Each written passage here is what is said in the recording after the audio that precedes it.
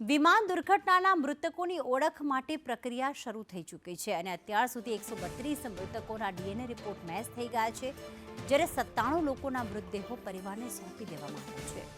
Civil હોસ્પિટલથી જેમ જેમ DNA report આવતા ગયા તેમ પરિવારજનોનો સંપર્ક કરાતો ગયો અને 131 સંબંધીઓનો સંપર્ક કરવામાં આવ્યો છે. ડીએનએ મેચ થયા બાદ તેમના પરિવારોને મૃતદેહ સોંપવામાં આવી રહ્યા છે.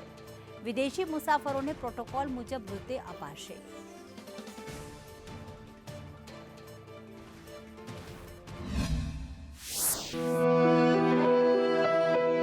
આ ગુજરાતના ડિરેક્ટર ઓફ ફોરેન્સિક સાયન્સની ડીએનએ લેબ છે, જ્યાં અત્યારે અમદાવાદમાં બનેલી દુઃખદ વિમાન દુર્ઘટનાના મૃતકોના ડીએનએ પરીક્ષણ દ્વારા ઓળખની પ્રક્રિયા ચાલી રહી છે.